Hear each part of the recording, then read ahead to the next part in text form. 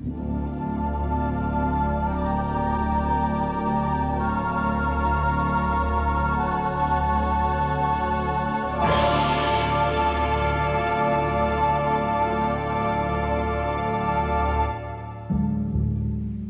the jungles of South America, is this an unknown ape? In the forests of the Congo, how huge was this snake which rose up and menaced a helicopter? In Mozambique, could this be an unknown species of big cat? In the Pacific, did this man see the legendary dragon of New Guinea? Did the mammoth and the supposedly extinct creatures of the Ice Age really all die out? Mysteries from the Files of Arthur C. Clarke, author of 2001 and inventor of the communication satellite. Now in Sri Lanka, after a lifetime of science, space, and writing, he contemplates the mysteries of this and other worlds.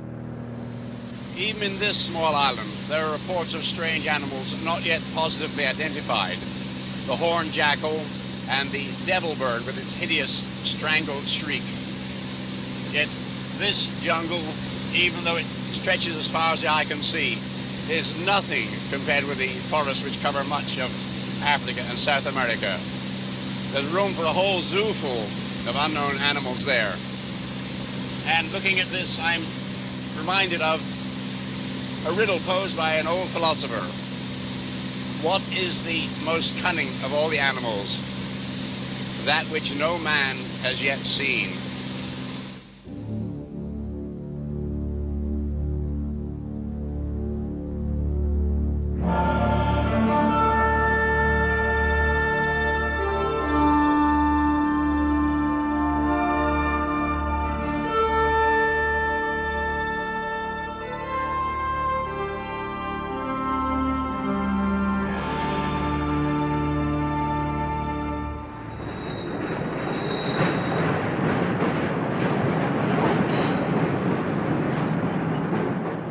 In downtown Chicago, the university's professor of biology on a shopping expedition.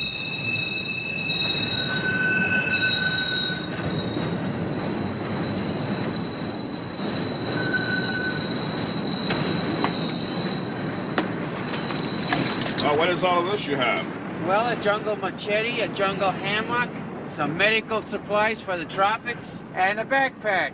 Where are you off to with it? Well, you may not believe this. We're off to Africa to look for dinosaurs. For it's in the Congo that Professor Roy Mackal and his colleague, explorer James Powell, really believe, from many reports, that there may exist a living dinosaur, or something like it. The animal is described as being as big as an elephant, or at least as big as a hippopotamus. It has a long head and neck and a long tail. It has feet that are like a hippopotamus, but it has 3 claws on each of these feet.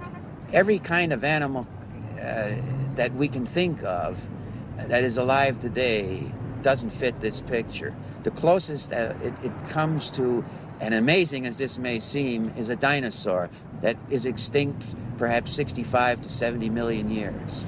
It does have an almost perfect resemblance to certain types of dinosaurs, particularly the 3-clawed footprint. That's almost the trademark of certain long-necked dinosaurs. What really got me onto this was in 1976, I had a grant from the Explorers Club in New York to study rainforest crocodiles in the Gabon, which is a country immediately to the west of Congo. And since I had read about these reports, I decided to see if I could come across any similar information. So among the Fang tribesmen, I tried a little, you might say, flashcard test.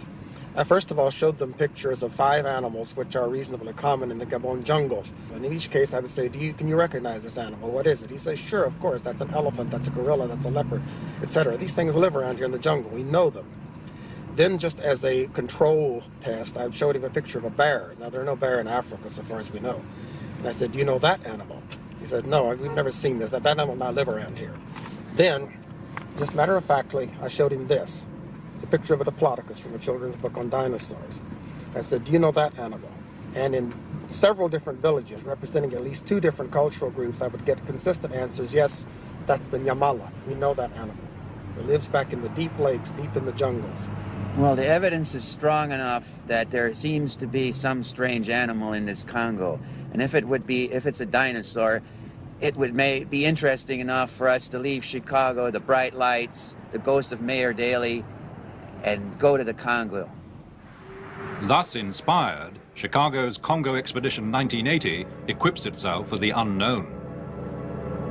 Well, since the hammock works, James, I think I'll try on this mosquito hat. It won't keep out any mosquitoes, but let's see if it keeps out the snowflakes today. Oh, that was great, a Parisian original. It feels warmer already. I don't feel any snowflakes, so it must work on mosquitoes, too. Somehow it doesn't look like the picture, does it? Well, that may sound a little crazy, and later we'll see what happened to them. But remember that until quite recently, people refused to believe in the mountain gorilla, the okapi, the Komodo dragon. They were all discovered in this century. Even the panda's a recent arrival. It was literally pandemonium when San Francisco gave an all-American welcome to a real VIP, a very important panda. Baby Sulin is the first giant panda to be brought to captivity. Now it's tea time with Mrs. Ruth Harkness. During a grueling expedition in China, she found Sulin crying in a hollow tree. But ever seen a happier panda than this?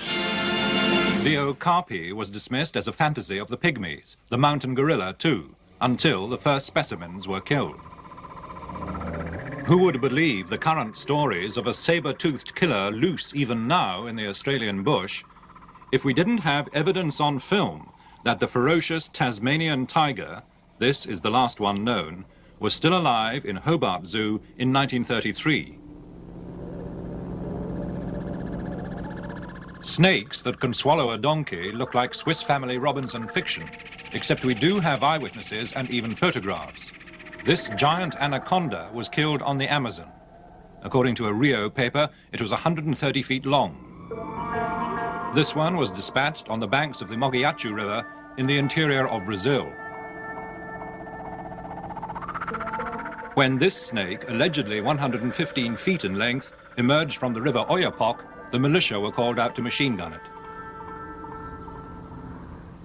But it was in Africa, the Congo, that an undoubtedly monstrous specimen appeared to confront this Belgian helicopter pilot, Remy van Leerde, as he returned from a mission in 1959.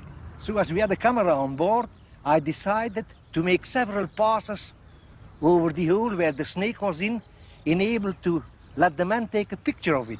And I made certainly between 4 and 6 passes right over the hole where the snake was in. By then I was already flying for 25 years, so I have a very good experience of measuring things. And I would say the snake I saw there was close to 50 foot, close to 50 feet. I don't know, you say 50 foot or 50 feet, but very close to certainly. And it was moving inside the hole and looking very dark green, deep green, brown, with his belly white. Now when I came down on that snake in his hole, and I would say at about 25, 30 foot up, the snake raised up by about, I would say, 10 foot. And I could very clearly and closely see the head, which was looking, and I could not make a better comparison, as with a very large horse, with big, very, very big jaws, looking triangular. And you're just standing up like there to me, and I feel and I'm convinced if I had been in its range, it would have struck at me, it would have been striking me. And yet, I would say it was certainly at least on the very 2 foot wide and 3 foot long. It could have easily eaten up a man. This is one of those rare cases where we have an expert witness and an excellent photograph. Analysis of the ground features suggests that this animal was indeed at least 40 feet long. So monstrous snakes do exist. On the other hand, there's been a reward out for at least 60 years, initiated by Theodore Roosevelt, now worth $15,000, for any snake over 30 feet long, and no one has yet claimed it. Another controversial animal for which an excellent photograph exists, is Lois's monkey. It was 1920 when from the Maracaibo jungle of Venezuela, these four gaunt and desperate figures emerged, the last remnants of a 20-strong expedition of Europeans who set off up the Rio Catatumbo 3 years before. All the rest had died, victims of fever or of the poisoned arrows of the Motilone Indians. But one of them, geologist Dr. Francis de Lois, still had with him one extraordinary picture, which was to divide the zoological world for 50 years. Could it really be an unknown ape? Yes, said Georges Montandon, France's most eminent zoologist. And he christened it Amer Anthropoidis loisi, Lois's ape, though no ape had ever been known in America. But his deadly rival across the channel, Sir Arthur Keith, Fellow of the Royal Society, denounced the whole thing as a fraud or a nonsense. With academic scorn, he quoted de Lois's own account in the Illustrated London News, telling of two creatures which had attacked de Lois's party by the unorthodox means of defecating into their hands and throwing their droppings at the foe. The creature was merely a South American spider monkey, said Sir Arthur, with the tail either cut off or hidden. Dr. Montandon was not to be intimidated. He got his cousin, who worked for Standard Oil in Tulsa, Oklahoma, to send him a standard petrol tin packing case, as seen in the original photograph. Upon this, Montandon placed first a standard spider monkey, and then a standard Frenchman. Comparisons seemed to make Lois's ape well over 4 feet tall. For Montandon, it was convincing proof. Since that day, no further evidence of a great ape has emerged from South America to vindicate Dr. Montandon or destroy theories of a hoax. But the question remains, why should a Swiss geologist, not much interested in zoology, his companions dying or being murdered all around him, be bothered to fake a picture? For that reason, if for no other, Lois's ape remains a mystery.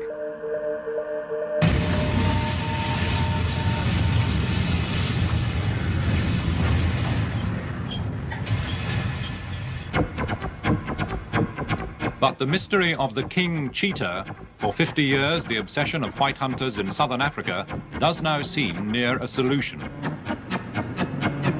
Paul and Lena Bottriel sold everything they had, even their house, in order to pursue the legend of a beast, ferocious and striped, more like a tiger, which ran with the cheetahs.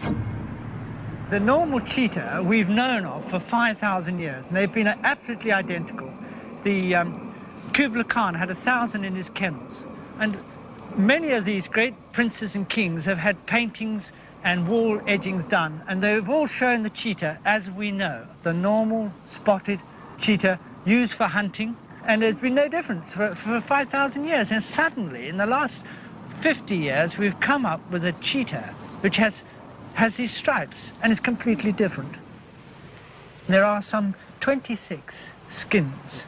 And as I say, everyone is absolutely standard. Stripes here, and the final part of the tail being ringed as with the tiger, which is a striped cat. The Bottriels hired a balloon to search silently over the bush, until on the Mozambique border, they cornered their prey. And it was finally in Kruger Park that we found a live king cheetah that had been there for a number of years, and no one had really known about it. Photographed it and filmed it. This is the only known film of the striped king cheetah, running here with ordinary spotted cheetahs.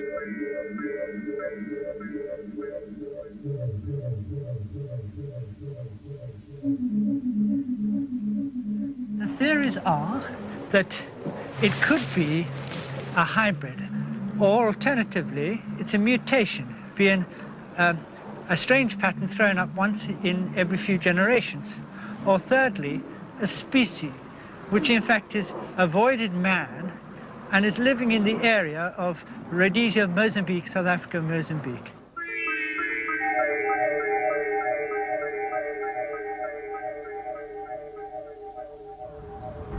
We could find a completely different species of animal, we don't know. And that in itself is enough to fight for and try and achieve. What may be a baby version of the legendary New Guinea dragon has also been filmed. It is said to kill dogs and wallabies and to grow to 20, 30, even 40 feet.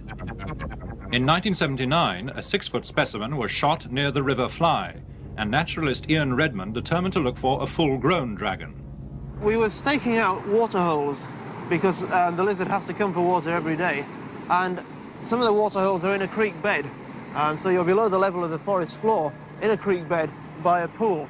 And one day there were two of us a few hundred yards apart. I was sitting by one pool and another chap by another pool, and I'd been sitting there for several hours and nothing happened. It was about 10 o'clock in the morning, and I heard these footsteps. It's a forest floor, so there's lots of dry leaves on the floor. Just these quiet, softly scrunching of dry leaves. Now, if you hear a lizard moving through the forest, it's a scurrying sound. It doesn't sound like footsteps, and I thought it must be either the other chap coming over, whether it was playing about and trying to sneak up on me. I didn't know, but it sounded very stealthy. So I'm sitting down there, and I hear this coming up behind me, and obviously you decide at some point you've got to have a look. So as they were getting closer, I thought, well, person or animal, I'm going to see what it is. So I slowly sat up and looked around, and about 10 feet away, my eyes were about on the level of the bank, about 10 feet away there was a log, and just over the log was this great lizard head. Now I couldn't see the whole body, but I could see that the head and shoulders were a lot bigger than the one which had been shot. So I went down for my camera again, and as I went down to get my camera, the lizard moved away. But the hunt for another of the world's tantalizing missing creatures has help from all the latest gear that Japanese technology can muster. These Japanese are in Fiordland, in the far southwest of New Zealand, looking for the largest bird that ever lived, the 12-foot-high moa.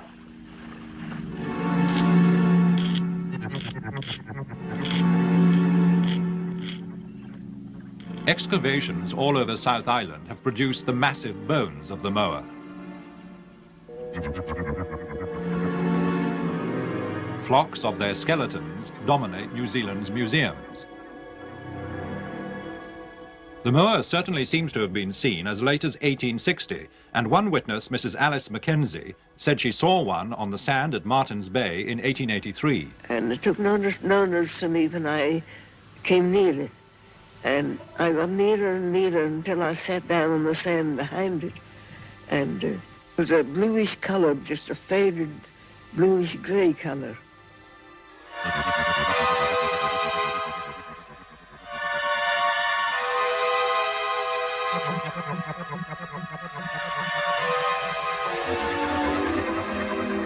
From the structure of the neck and head bones, and with the help of a computer, the Japanese have ingeniously constructed what they believe may have been the call of the moa.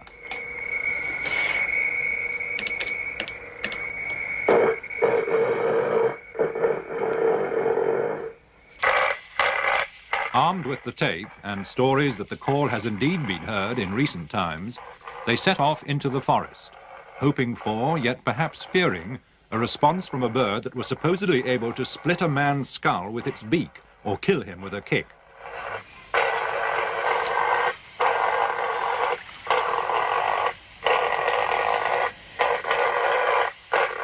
Sadly, there was no reply.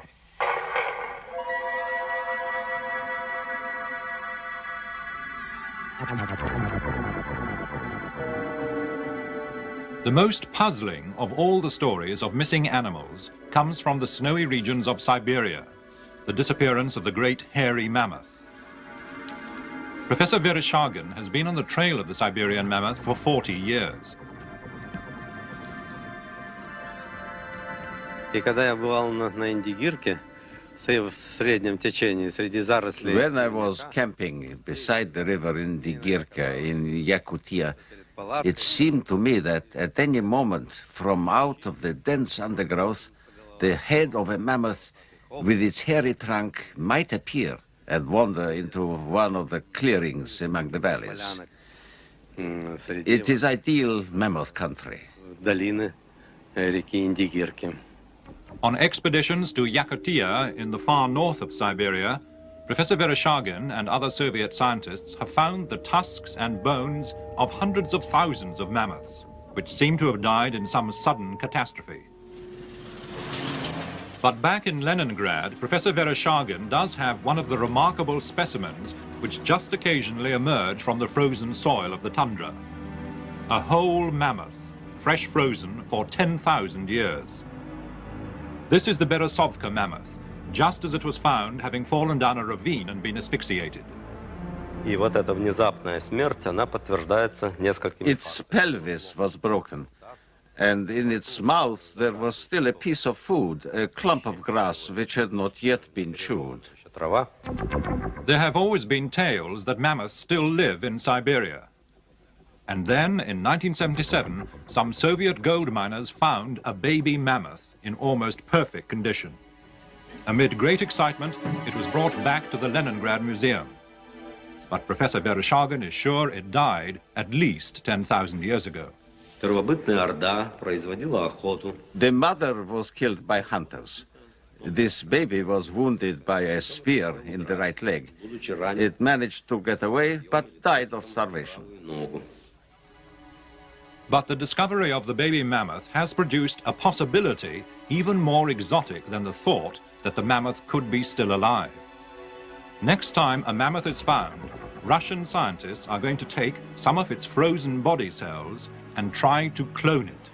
That is, grow, as is now theoretically possible, a new living mammoth from the cells of a body dead but preserved for 10,000 years.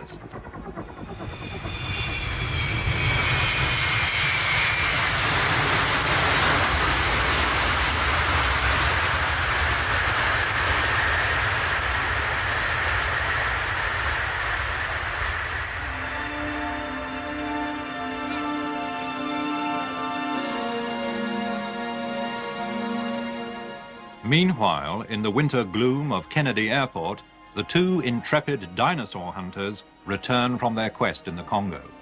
This expedition into the Congo was the most difficult thing that we've ever done, but it was well worth it. It was both the best and the worst that I've been on. In the sense, it was the worst in terms of the difficulties encountered, but it's the most exciting in the results of any of the African things I've been on. I remember walking through muck, slipping into slime up to my ankles, up to my waist at times. I remember the complete exhaustion every half an hour. When you couldn't get another breath of fresh air, you couldn't take another step. We were looking for eyewitness observers, and we gradually began to zero in on the geographical part of this area where eyewitness observers were concentrated. And using that technique, we were able to come to the center of the reports, to a place where actually the animals are alleged to be. They told us about how, about 1959, 3 of these animals, possibly 2, had been coming into Clarke, and this had disturbed the fishing of the pygmies. So the pygmies decided they're going to stop this and started to drive stakes in across the opening into the lake. This prevented the animals from coming in, but one was while it was attempting to get through the stakes, was speared by the pygmies. They proceeded to kill the animal and cut it up into slices. The report from the observer was that it took forever because of the long tail and the long neck. They described it as being about 30 feet long, with a head and neck 2 to 3 meters long, some 6 to 9 feet, looking much like a large snake, but attached to a thick body. What was maddening about it was that at Adipena, we were, I would say, about 25 airline miles from Clarke, which is one of the places where there might conceivably still be living specimens of this creature. We were unable to reach the lake because it would have taken from 2 to 3 days to get into the lake, a comparable amount of time to march out, and we would have wanted to stay, sometime at the lake. And we would not have had time to get out of the country before our visas expired. As we went along and gathered this information, I became more and more convinced that we are dealing with a real animal, perhaps extinct in a very recent past, but still a real animal. Yet if we believe what the Congolese and the pygmies told us, the animals are still alive today in certain parts of the Bai River, which is a tributary of the Likwala, perhaps even in the Likwala and perhaps Lake Tele. We conclude that there is indeed a real animal and that this animal is a species which is unknown to science in a living form. So this case remains not proven. But if our exhausted heroes had been able to get their visas extended, they might have found what they were looking for. I think we've given enough evidence to suggest that very large, strange, and possibly amazing creatures may still exist in the remote places of this world. But while they're protected by jungles and swamps and various African bureaucracies, they may be safe from detection for a long time to come.